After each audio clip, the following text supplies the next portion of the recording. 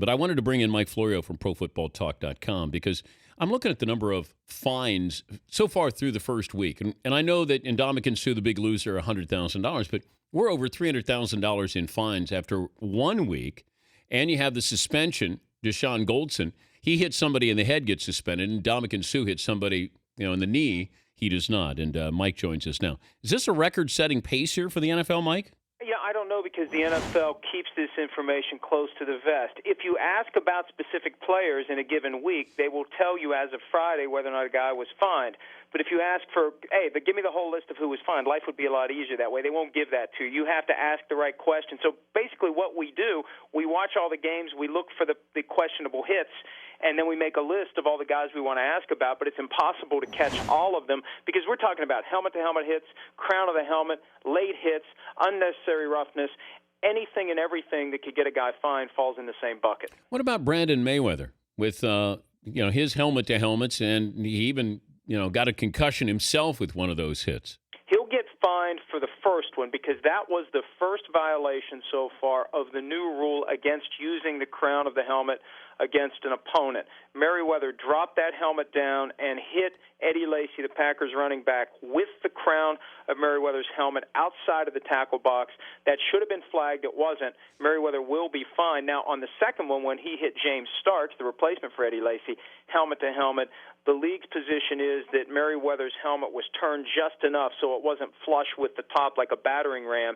It was side of the helmet to helmet. In that case, helmet to helmet's legal because it's against a runner, but Merriweather gave himself a concussion, and that's why they have this rule. They want to protect guys not just from other players who could hit them with a helmet.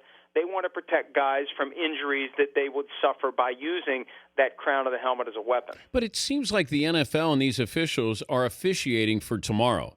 They're officiating the game today with the rulings to come tomorrow. You don't flag any of these hits, and then you wait, and then the NFL sort of cleans up the mess to say, you know what, that's a finable offense here. That I find it difficult for these officials to interpret the rules and to do so right in the moment. Yeah, it's all happening very quickly, and that's why I think some of these calls should be subject to replay review. Not that we want to slow the game down anymore, but you're talking about 15 yards of field position that either will or won't be given to a team, and some of them are very close. For example, in the Tennessee-Houston game, Jackie Battle put his head down, and it was just on the border of the tackle box. If it was a yard farther, it would have been a penalty, but where it was, it wasn't. How do you make that decision spur of the moment when you're in that mix with 22 large guys who are suited up and playing football? It's not easy to do. But and they miss calls that they should make, like the Malcolm Floyd hit. That's a hit to the head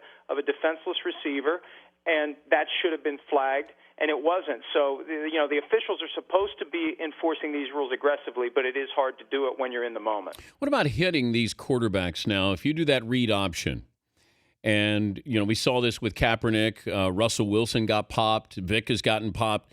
What is the interpretation there with what you can do and not do with that quarterback when you think he might be keeping the ball on that read option? The protections don't kick in until the quarterback assumes the posture of a passer. So while handing off, after handing off, especially after handing off, if he acts like he still has the ball, there are times where Russell Wilson will pretend he still has the ball and run to the right and keep going. If he's acting like he's got the ball, he's still fair game. So after a handoff, back out of the play, you can't be hit. Or if you are in the pocket looking like you're going to throw the ball, you can't be hit. Where it really gets tough for defenders is when a quarterback rolls out of the pocket. Some of the protections go away, but as that quarterback is running toward the line of scrimmage, if he throws the ball at the last minute, he still has a lot of the protections. He can't be hit in the head. Remember a couple of years ago that happened to Colt McCoy. James Harrison went helmet to helmet. He thought McCoy was running. You dump off that pass, and the defender is in a no-win situation.